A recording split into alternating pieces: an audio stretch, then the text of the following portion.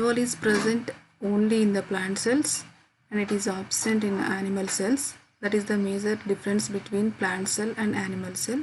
So if you have to see here, cell wall is the outermost layer of the plant body.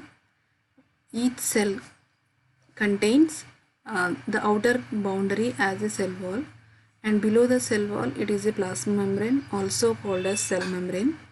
And the cell wall composition, it is made up of mostly cellulose and also some of the hemicellulose substances, pectin substances are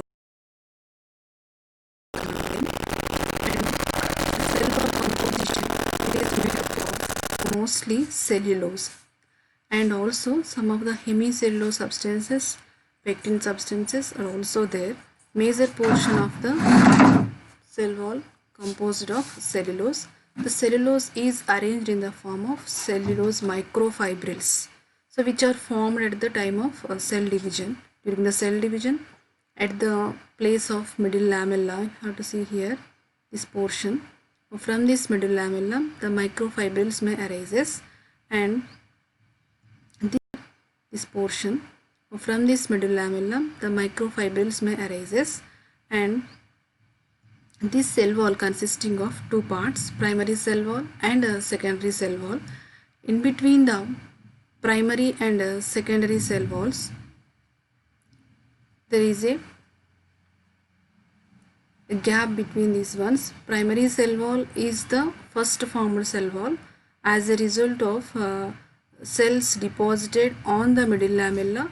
It produces, so it acting like as a outer covering layer for each cell, and the adjacent cells containing this primary cell wall on outer surface, and below the primary cell wall there is a secondary cell wall, and it is also as a result of cell division and differentiation on the primary cell wall. The cell deposited, the number of cells deposited on the primary cell wall, it will be like a secondary cell wall.